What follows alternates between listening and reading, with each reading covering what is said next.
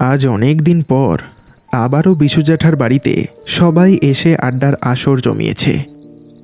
আজ গল্প শুনবে বলে বিশু জ্যাঠাকে চেপে ধরেছে সবাই। ও জ্যাঠা, আরে আজ একটা গল্প শোনাও না, সবাই এত করে বলছে। হ্যাঁ জেঠু, অনেক দিন তো হলো, এরম আসর জমেনি। বিশু জ্যাঠা এবার সবাইকে থামিয়ে একটা কথা বলে উঠল। অমনি সবার মুখ যেন চুপসে গেল। আরে বাবু, দুমদাম এভাবে গল্প কি করে শুরু করি বলতো? যদিও গল্প তো কিছুই না, যা ঘটেছে সবই সত্যি, কিন্তু তাও ভূতের ঘটনা শুনতে গেলে যে একখানা পরিবেশের দরকার পড়ে। এই লাইট জেলে বসে এভাবে বলা যায় না, তোরা আমাকে মাফ কর। অমনি দুম করে বিকট একটা আওয়াজ হলো, আর সঙ্গে সঙ্গে কারেন্টটাও চলে গেল। হ্যাঁ, ব্যাস হয়ে গেল। মনে হয় ট্রান্সফরমারে কিছু হয়েছে। আজকে আর আসবে বলে তো মনে হচ্ছে না।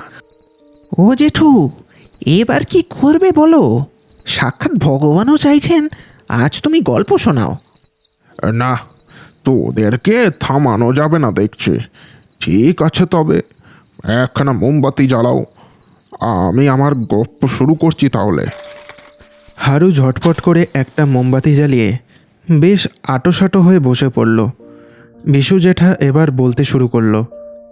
হ্যাঁ, তবে শোনো, যখনকার কথা বলছি তখন আমার এই উঠতি বয়স আর কি, এই তোমাদের মতো বয়স হবে। তখন সদ্য আমি স্কুল মাস্টারের চাকরিটা পেয়েছি। পোস্টিং হয়েছিল ডুমুরখালি নামক একটা গ্রামে। কলকাতা থেকে ট্রেনে চেপে ঘন্টা 5 পথ। তখন আমি একটু ভব ঘুরেছিলাম, নতুন জায়গা দেখলেই খালি চড়তে বেরিয়ে পড়তাম।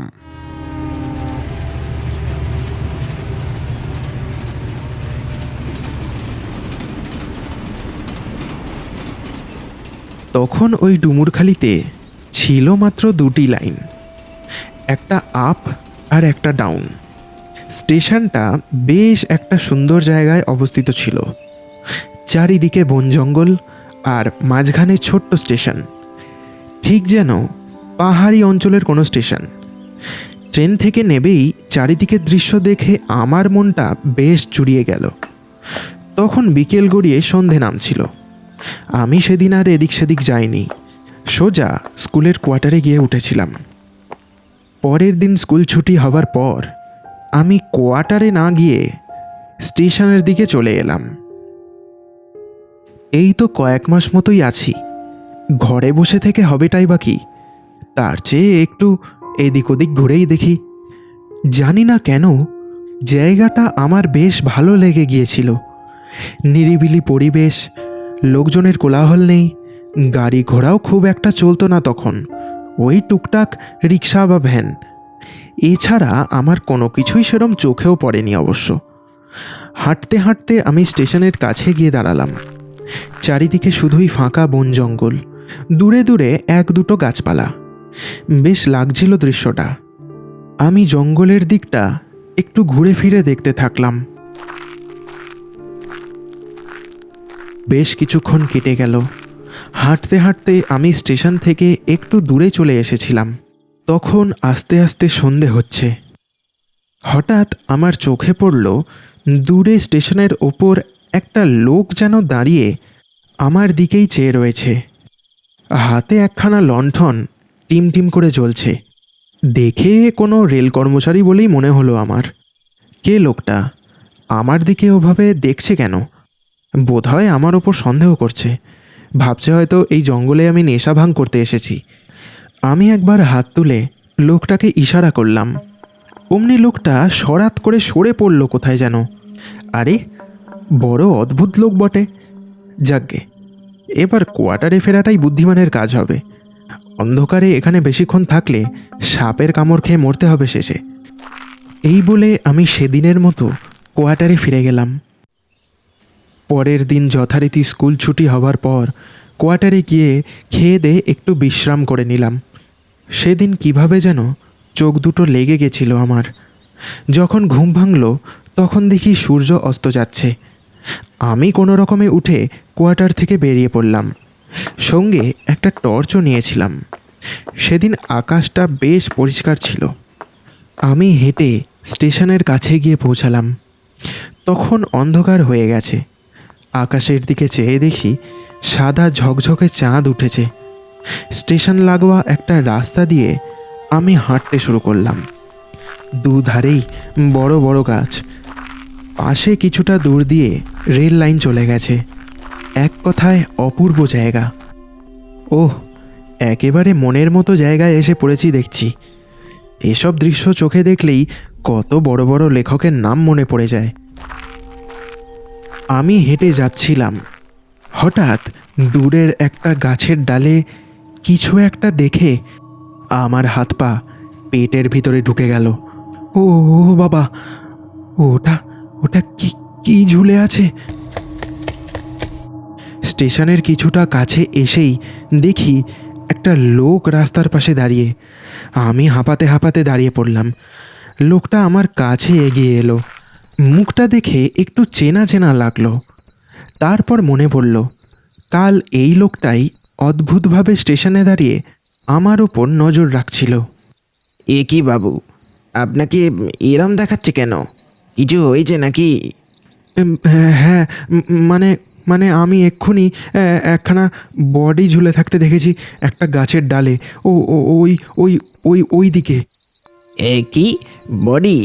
না না বাবু, ও কোনো গাছের ডালপালা হবে হয়তো। আপনি চোখে ভুল দেখেছেন। না, চোখে আমি এতটা ভুল দেখলাম? হ্যাঁ, হতেও পারে। অন্ধকারে কি দেখতে কি দেখেছি। হাতের টর্চটা তুলে জ্বালানোর চেষ্টা করলাম, কিন্তু টর্চটা কিছুতেই জ্বলল না। কি হলো বাবু? না না, কিছু না। এই যে এই টর্চটা জ্বলতে চাইছি না কেন কি জানি। বাবু, এখানে না দাঁড়িয়ে থেকে আমার সাথে আমার ঘরে চলেন। সেখানে বসে চা খেতে খেতে আপনার সাথে আলাপ পরিচয় করব না হয়। আসলে এখানে সাপ খোপের খুব ভয় আছে তো, তাই বলছি আর কি। হ্যাঁ হ্যাঁ, বেশ তো, চলুন না তাহলে। যথারীতি হেঁটে চললাম লোকটার সাথে। ফুরফুর করে হালকা হাওয়া দিচ্ছে মাঝে মধ্যেই। গাছের পাতার সরসর শব্দে মেজাজটা বেশ জমে যাচ্ছিল আমার। ইতিমধ্যে আমরা দুজন হেঁটে একটা ছোট্ট চালাঘরের কাছে এসে দাঁড়ালাম। হঠাৎ লক্ষ্য করলাম লোকটা কি যেন একটা খুঁজে চলেছে সেই থেকে। ওহ, গেল কোথায় কে জানে। কিছু খুঁজছেন নাকি? ইয়ে, আসলে চাবিটা কোথায় রাখলাম কে জানে, খুঁজে পাচ্ছি না। তা এই অন্ধকারে খুঁজবেনি বা কী করে? আলো টালো তো কিছুই নিয়ে বেরোননি। কাল তো বিকেলের দিকে লণ্ঠন নিয়ে দাঁড়িয়েছিলেন, সেটা গেল কোথায়? আমার কথা শুনে লোকটা কি যেন একটা ভেবে নিয়ে বলল, কাল বিকেলে? ও হ্যাঁ হ্যাঁ, মনে পড়েছে। আসলে কি হয়েছে বাবু, লণ্ঠনের তেলটা ফুরিয়ে গেছে। আসলে এই চত্বরে কাছাকাছি তো কোনো দোকানপালা নেই। সেই মাইল চারেক দূরে একটা দোকান আছে, তাই আর গা করিনি যাবার। গা করেননি কেন? এই অন্ধকারে অসুবিধা হয় না বুঝি? হয় হয়, তবে অতটা না। বহুদিন ধরে আছি তো, ও সব সয়ে গেছে। আমি এবার একটু বিরক্ত হয়েই বললাম, আজ তাহলে চলি। হ্যাঁ, এমনিতেও রাত হয়েছে, কাল সকালে আবার স্কুলে যেতে হবে। ও, আপনি স্কুল মাস্টার বুঝি? তা ভালো। কিন্তু বাবু, আমি এখন কি করি বলুন দেখি। আমার কাছে তো ডুপ্লিকেট চাবিও নেই। তালা ভাঙা ছাড়া। কি, তালা ভাঙবেন? না না, ভয় নেই, এটা আমারই বাড়ি। ঠিক বলছেন তো? না হলে কিন্তু আপনার সাথে লোকে আমাকেও চোর সাব্যস্ত করবে। চোরের স্ট্যাম্প গায়ে একবার লাগলে সারা জীবন কিন্তু মানুষ আমাকে চোরই ভাববে। এরপর লোকটার অনেক অনুরোধ করার পর আমি শেষমেশ তার কথা বিশ্বাস করে নিলাম। এত করে বলছে যখন, তখন এটা এনারই বাড়ি হবে হয়তো। এদিক ওদিক তাকালাম, তারপর একটা থান ইট চোখে পড়ল। সেটা তুলেই জোরে একবার মারলাম, অমনি তালাটা খসে পড়ল। দরজাটা খুলতেই একটা ভ্যাপসা গুমোট গন্ধ বাইরে বেরিয়ে এলো। তার সাথে সাথেই একটা দমকা বাতাস যেন ঊর্ধ্বশ্বাসে বেরিয়ে বাইরের বাতাসে গিয়ে মিশে গেল। আসেন বাবু, আসেন, ভিতরে আসেন। ভিতরে ঢুকতেই আমার কেমন যেন মনে হলো। চারিদিকে ধুলোবালি, দেওয়ালে মাকড়সার জাল। তারপর লোকটা আমাকে একটা পুরনো মচমচে চেয়ারে বসতে বলে কোথায় যেন চলে গেল। কিছুক্ষণ পরে 2 কাপ চা নিয়ে সে ফিরে এলো। আমি চায়ে একটা চুমুক দিয়ে তাকে একটা কথা জিজ্ঞেস করলাম, আচ্ছা মশাই, ঘরে কতদিন ঝাড়পোছ করেননি বলুন তো? এ কি অবস্থা! আর ঝাড়পোছ বাবু, এ কোয়ার্টারটা কেবল রাতে ঘুমানোর জন্য ব্যবহার হয়। সারাদিন তো স্টেশনেই কেটে যায়। বুঝলাম। তা আপনি এখানে কতদিন আছেন? হঠাৎ আমার মাথাটা একবার বো বো করে যেন ঘুরে গেল। চোখটা কেমন যেন ঝাপসা লাগতে শুরু করলো। মাথাটা অস্বাভাবিক রকম যন্ত্রণায় ফেটে যেতে শুরু করলো। এই লোকটা নিশ্চয়ই চায়ে কিছু মিশিয়ে দিয়েছিল। আমার আমার কেমন যেন হচ্ছে।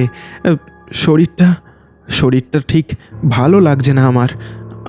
আমি আমি আমি আমি বাড়ি যাব। লোকটার দিকে তাকালাম, তাকাতেই চমকে উঠলাম। এই কি দেখছি আমি? এটা তো অন্য কেউ। এতক্ষণ যেই লোকটার সাথে কথা বলছিলাম ও গেল কোথায়? না, পোশাক আশাক তো একই, শুধু মুখটা যেন পাল্টে গেছে। ভয়ে আমি বললাম, আপনি আপনি কে মশাই? উনি কোথায় গেলেন? আমি কে এবার বুঝতে পারবি। এরপর আবছা দৃষ্টিতে যতটুকু দেখলাম তা দেখেই আমার হাড় হিম হলো। লোকটার মুখে দৌড়তে দৌড়তে আমি লাইনের পাশের একটা জায়গায় এসে দাঁড়ালাম। হঠাৎ দেখি কালো কালো কতগুলো ছায়ার দল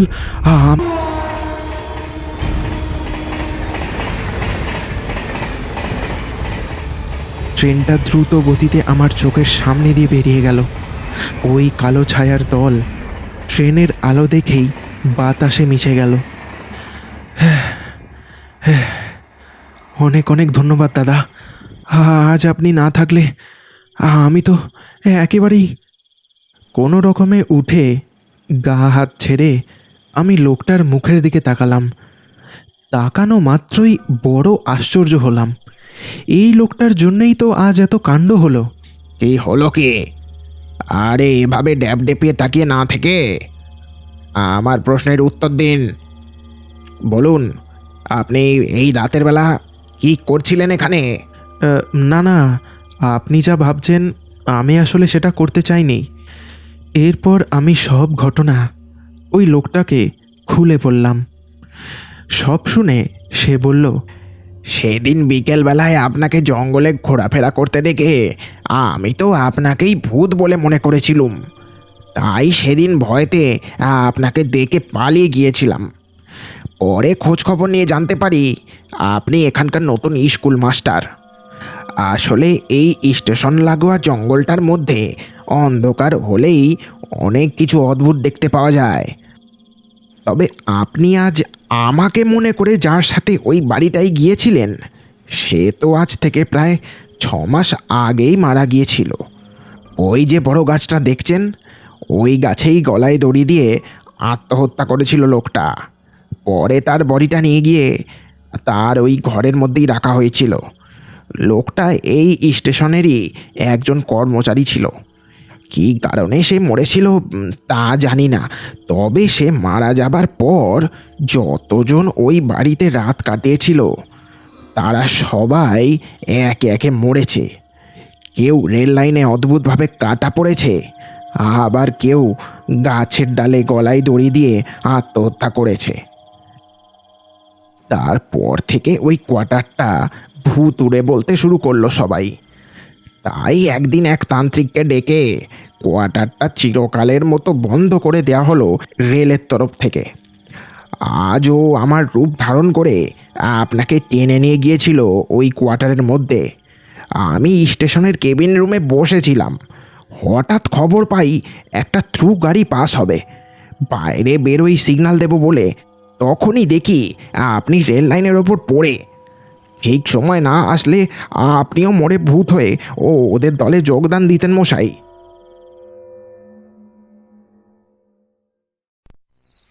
ঘরের অন্ধকারে বসে এই রক্ত ঝলকরা ভয়ানক ঘটনা শুনে সবাই একেবারে কাঠ হয়ে গিয়েছিল। কি হলো হে, তোরা সবাই ঘুম মেরে গেলি যে? এই তো একটু আগেই লাপালাপি করছিলে। অমনি ঝপ করে ঘরের আলোটা জ্বলে উঠল। সবাই এবার হাঁফ ছেড়ে বাঁচল। তুমি মরতে মরতে বেঁচে ফিরেছিলে সেদিন। তারপর কি ওখানেই ছিলে নাকি কলকাতায় ফিরে এসেছিলে? না, আর ওখানে থাকার সাহস হয়নি, তাই পরের মাসেই বদলি হবার আবেদন জানিয়ে চিঠি করেছিলাম হেড অফিসে। দিন পাঁচেকের মধ্যেই আমাকে কলকাতায় পাঠিয়ে দেওয়া হলো। আর তারপর বাকি জীবনটা এই শহরেই শিক্ষাগত করে কেটে গেল। বিশু জ্যাঠার গল্প শেষ হলো। রাত তখন 10:15 বাজছে। এতক্ষণে খেয়াল হলো সবার, এবার সবাইকে বাড়ি যেতে হবে। তবে আবারও কোনো দিন সুযোগ সুবিধা পেলে তারা আবারও বিশু জ্যাঠার সাথে বসবে, এটাই আলোচনা করতে লাগলো সবাই।